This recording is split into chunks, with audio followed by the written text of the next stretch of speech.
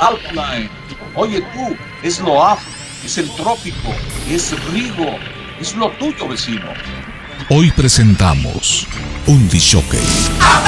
Los ritmos del trópico llegaron a México vía Cuba, Puerto Rico, y llegaron con grandes músicos, grandes cantantes. Desde entonces se encontró una gran respuesta en nuestro país, en nuestro radio. Claro, Rigo es una bocina aparte, con un pequeño detalle. Hay que enfocarse en el audio. Ahora sí, Edmundo Lascano.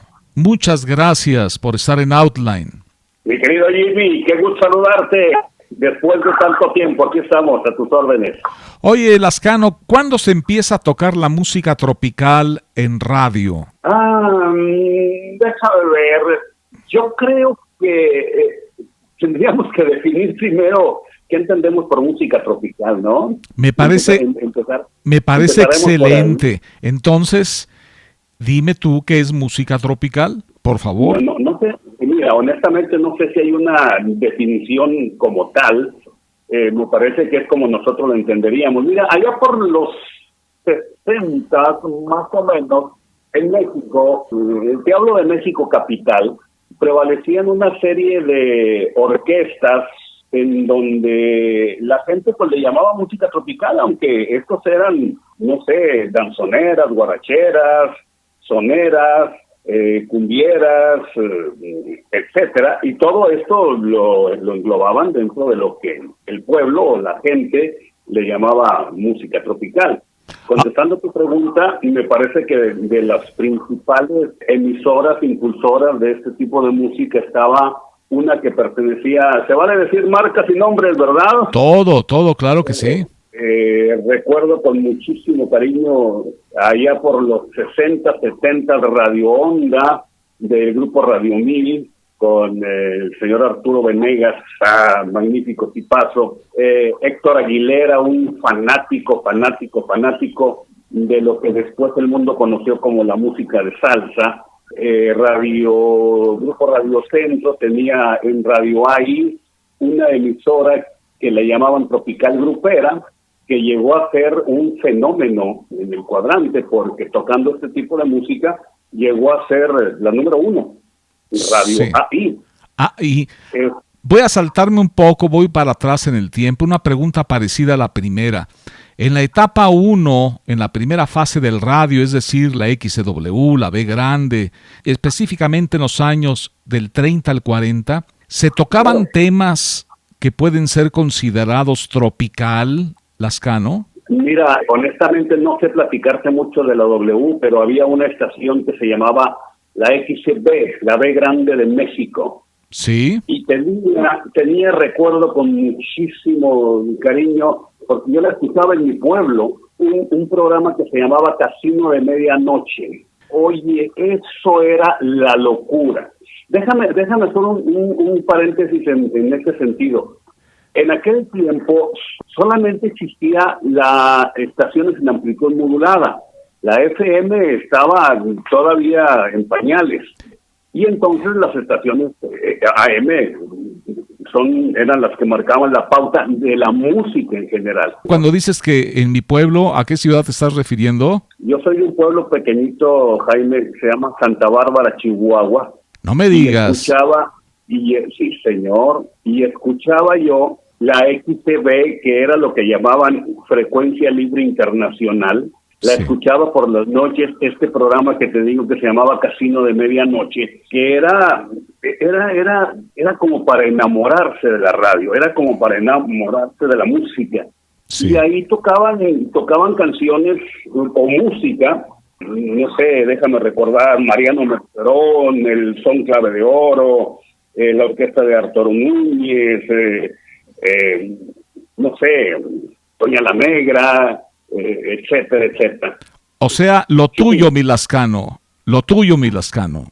Sí, señor. Pues mira, me parece que hay naturalezas en el ser humano que prevalecen, y a mí la música grupera, la música tropical, me jaló desde siempre, y no me preguntes por qué. Porque siendo de un pueblo norteño, pues cualquiera diría que la música norteña sería lo mío, que tampoco me es indiferente, tengo que decirlo. Sí. Pero estando en el tema de la música tropical, recuerdo mucho este programa que para mí fue histórico porque fue el que empezó a despertar un poco en mí el gusto por la radio. ¿Cuándo te iniciaste, Lascano, en radio? Justamente en mi pueblo teníamos una estación de 1000 watts de potencia que trabajaba, a ver si este término lo entienden, de sol a sol. Sí, cómo no. Debuté en una estación similar en Monterrey, en una estación solera, de sol a sol. Sí, estaciones de sol a sol. ¿Por qué? Porque sus frecuencias no podían invadir las que tenían derecho de peaje, las que se llamaban frecuencia libre internacional. Justamente en Monterrey había una que era conocida como la estación de los traileros, la XCT. Seguramente la recuerdas, Jimmy. ¿Cómo no? Sí, con agrado. Todavía existe, por cierto, la T grande de Monterrey. Entre paréntesis, en Monterrey tengo entendido que se fundó la primera estación de radio del país. Así es. La XCH. Sí, cómo no, con Constantino de Tárnava. Constantino de Tárnava, un ingeniero genio, bueno, pues está en la historia. Fíjate que hicimos un programa especial, un destello especial, en el que participó, curiosamente o causalmente, Alberto Llanas Martínez. Entonces él nos hizo favor de narrar este acontecimiento que marcó la historia del radio, que es Constantino de Tárnava, ingeniero eléctrico de Monterrey, Nuevo León, y marcaría toda la historia del radio. Causalmente, Alberto Llanas es de Santa Bárbara, Chihuahua. Entonces yo le preguntaba, oye, ¿por qué todo ocurrió en el radio en Monterrey y algunas voces de Chihuahua?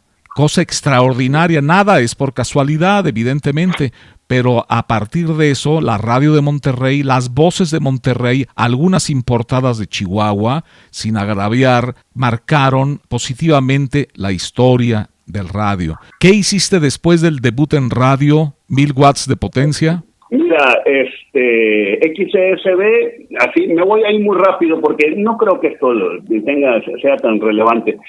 XCSB, mi primera estación, Radio Provincia, Santa Bárbara, Chihuahua. XCJS, Radio Ranchito Parral, Chihuahua.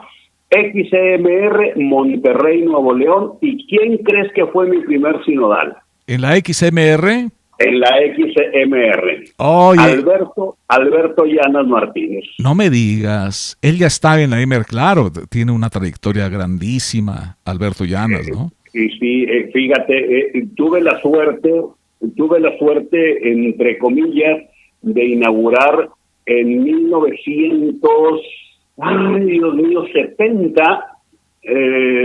71, si no me falla la memoria, la XMR que tú conoces en Monterrey, Nuevo León, y estaba de locutores justamente Alberto Llanas Martínez, estaba Chuy Soltero, que a lo mejor te suena su nombre. Sí. Y cuando yo llego a pedir trabajo, no tenían locutor de 10 a 12 de la noche porque no estaba en los planes. Sí. Y entonces llego yo con toda la humildad del mundo y le dije, yo quiero ser locutor, etcétera, etcétera. Y me dijeron, bueno, vamos a probarte de 10 a 12 de la noche. Y el que me entrenó, me enseñó cómo funcionaba todo esto, fue mi queridísimo Alberto Llanas Martínez, que le mando un saludo donde quiera que se encuentre. Seguimos. En San Antonio, está en San Antonio de director de noticias. Él vive justamente en San Antonio, Texas, así es. Sí, acabamos de hablar con él. Entero está Alberto Llanas. Bueno, y de Monterrey, México, quiero decirles a todos quienes están escuchando, si es que no lo recuerdan, Lascano fue representante por muchos años, todo el mundo identificaba a Edmundo Lascano con la música tropical, precisamente en la temporada grande de XEAI de Organización Radio Centro. Pero ¿cómo fue tu llegada o el puente de la MR a la Ciudad de México? Fíjate que una anécdota ahí me estás haciendo recordar cosas muy agradables, por cierto. Después en la MR tuve la oportunidad de trabajar para el grupo Estrellas de Oro, que bueno, pues es uno de los más grandes grupos radiofónicos, televisivos editoriales, etcétera, de medios de comunicación en general de Monterrey, y ahí tuve el privilegio de alternar con gente, imagínate estos nombres: Enrique González, Leonardo González, Lacho Pedraza, Dios mío. Oh, mi maestro, Lacho. Uh-huh. Maestrazos, tuve maestros. Y un buen día, por 1980, no, estoy mal, 74, 75 más o menos, deciden por estrategia comercial o por alguna razón automatizar todas las estaciones de Estrellas de Oro. Y solamente se iba a quedar una voz para identificar cada una de las emisoras, que eran algo así como 5, 6, 7 tal vez. Y yo fui uno de los que le dieron su cheque y sus gracias. Ajá. Y Oye, todos estos nombres que mencionaste, Leonardo González, Enrique González, Lacho Pedraza, todos estos grandes nombres del micrófono en Monterrey de México, ¿estaban en la RG? ¿Tú estabas en la RG? Yo estuve en la RG, claro. Entonces, tocaban música en inglés, supongo, ¿no? No, por supuesto, la hora de los Beatles, de Creedence, Chicago. Era aquello. Pero quiero que sepas, y sin ninguna modestia, que yo era el último de la lista de este grupo de monstruos. Yo seguía siendo el aprendiz todavía. Ajá. Nunca intenté estar a la altura de... Bueno, sí lo intenté, por supuesto, pero no hubo más tiempo de crecer. Oye, ¿y el director de programación quién era, Polo? No, era Polo Álvarez. Él estaba en RG y Pedro Hernández estaba en Radio AU. Ah, ok. Polo Álvarez, que es uno de los más grandes directores artísticos de música en inglés del país. ¿Cómo no, Polo? Saludos. Comparado con Adolfo Fernández de Radio Éxitos y Radio Hits en México, comparado con Arenas del Canal 58 de Guadalajara. O sea, Polo Álvarez... Bolívar Domínguez de La Pantera, Luis Cabero de Capital, ¿no? De esa altura. No, pero por supuesto, estás hablando de nombres inmensos que hicieron de la radio de este país lo que fue, porque tristemente hablo ya en pasado.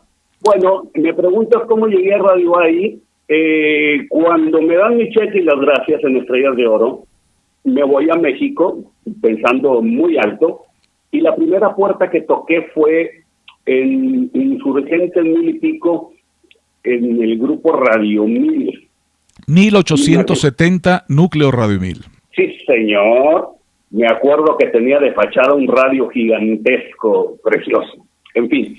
Y entonces llego y me recibe ahí alguien que seguramente tú conoces y recuerdas, el señor Bolívar Domínguez Macías. Oh, cómo no. También mi maestro y gran amigo. ¿Y qué año era? ¿Perdóname? ¿Qué año era? Estoy hablando de 1974, tal vez. Sí, adelante, Edmundo, sí.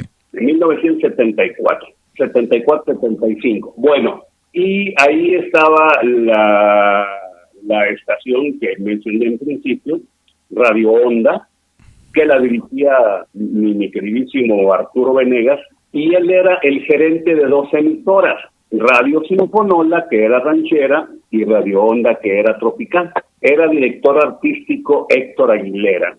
Donde quiera que se encuentre, también mis saludos para él. Y me reciben, pues hago una prueba al aire. Y recuerdo que la primera canción que yo anuncié, Jimmy, fue una canción de la Sonora Matancera, porque tenían una hora a las 11 de la mañana que se llamaba la hora de la Sonora Matancera. Dios mío, mira, Jimmy, imagínate esto: un chavito de 20 y tantos años que venía de anunciar a Chicago, a Beatles, a Creedence, etcétera, me ponen a anunciar a la Sonora Matancera. Yo decía, ¿qué estoy haciendo aquí? ¿Estabas en shock? No sabía dónde estaba, ni siquiera sabía si estaba en shock. La cuestión es, Jimmy, que te digo, la prueba me la hizo al aire, me dijo, métase en la cabina. Sí. Las estaciones de radio pues tenían su operador locutor, entonces no tenías que aprender a operar la consola, simplemente pisabas el botoncito de del micrófono y ya empezabas a hablar. Y recuerdo, Jimmy, te lo juro, me estoy acordando justo en este momento que lo primero que a mí se me vino a la cabeza para el estilo de anunciar fue aquel programa que yo escuchaba en mi pueblo de Casino de Medianoche. Ajá, de la B grande. Y yo decía, Casino de Medianoche, etcétera, etcétera. Y empecé a gritar como el gritón de Casino de Medianoche, como el locutor, perdón, de Casino de Medianoche. Anuncié una canción, despedí una canción, anuncié otra canción y me acuerdo que me dice el señor Venegas desde el otro lado del cristal, venga para acá. Y yo dije, no, pues ya bailó esto. Es lo primero que se me vino a la cabeza. Sí. Y me dice, ¿cuándo puede empezar, señor? Oh. Ouch. Era un día 3 de marzo. Te voy a contar una anécdota, Jimmy. No, mejor que esa. Bueno, sí lo puedo contar. Empecé un día 3 de marzo anunciando a las 6 de la mañana un programa con Rigo Tobar, con el Acapulco Tropical. La cuestión es que llegó el día 15 y yo no recibí pues mi dinerito. En aquel tiempo nos pagaban en un sobre, en efectivo. En Radio Onda. Estamos hablando que entraste a Radio Onda el 3 de marzo y pasó el 15 y el sobre no llegó. Y yo no recibo dinero y entonces voy con el señor Venegas, le digo, oiga, pues no recibí mi dinero, etcétera, etcétera, etcétera. Me dice, no se preocupe, lo que pasa es de que por cuestiones de contabilidad usted empezó con la quincena, pero a final de mes le va a llegar todo su mes completo. Ah, pues muy bien. No sé si esto sea relevante, pero lo tengo que echar fuera. ¿Cómo no? Sí, todo es relevante. Llega el fin de mes y recibo mi sobre con el sueldo de 28 días, no de 15. Ajá. Y en ese momento, Jimmy... ¿Te acuerdas cuánto dinero era en números? Mira, no te quiero decir mentiras, pero pues a mí se me hacía mucho. Era mucho. La verdad. Era mucho. No me acuerdo, Jimmy, no te quiero decir mentiras, no sé, no lo sé, no recuerdo. Si me pongo a hacer memoria, debo andar por ahí como de los 3, 4, 5 mil pesos, que para mí era mucho. Sí. Y la verdad, para ese tiempo era un buen sueldo. Sí. Olvídate de la cantidad. El chiste adelante. Es que en ese mismo momento, terminando yo mi turno a las 10 de la mañana, recibo una llamada de un ingeniero que se llama José Luis Rodríguez, que me decían que era el director general de una empresa que se llamaba Grupo Radio Centro. Organización Radio Centro. Uh-huh. En ese tiempo era Organización Radio Centro. Yo no sabía quién era el señor. Y lo comenté con el señor Arturo Venegas y le digo, oiga, me habló fulano de tal. ¿Y él, quién es? ¿De qué se trata? En aquel tiempo no era nada extraordinario que una estación de radio escuchaba a un locutor de otra y le interesaba y lo invitaba a trabajar, le hacía una oferta, etcétera, etcétera. Era como válido. Sí. Y me dice, vaya a verlo. Y por favor, coménteme qué fue lo que le propuso. A las 12 del día estaba yo con mi chamarrita y mi sobrecito cerrado en la chamarra, mi sobrecito del dinero, llegó y pues me pasan inmediatamente al tercer piso de artículo 123.90 con el ingeniero Rodríguez y me invitó a trabajar para Radio ahí. Uh-huh. Y esto fue después de media hora de pláticas, usted quién es, de dónde viene, a qué se dedica, Uh-huh. Es casado, tiene familia, o sea, lo clásico de una entrevista. No, pero muy familiar, el ingeniero Rodríguez, muy familiar y muy cálido, ¿no? Siempre. No, tipazazo. Y entonces, ¿cuánto le gustaría ganar? Fue la pregunta. Y recuerdo yo que saco el sobre de la chaqueta, ajá, el que había cobrado Jimmy, no por 15 días, sino por 28. Sí. Y le digo, señor, acabo de cobrar y esto es lo que yo cobré. Pero nunca le dije que era por 15 días. Sí. Y lo vio y dijo, oiga, ¿le pagan bien? Le digo, sí, ¿le pagan bien? Se vendría por el doble. Oh, no me platiques eso. Oye, ¿qué onda, eh? Bueno, pues después se lo comenté a él. Oye, No, ¿sí le por platicaste al ingeniero Rodríguez? ¿Después le dijiste No, eso? hombre, pero por Claro, supuesto, claro, sí. Mira, yo estaba recién llegado, vivía en una casa de asistencia,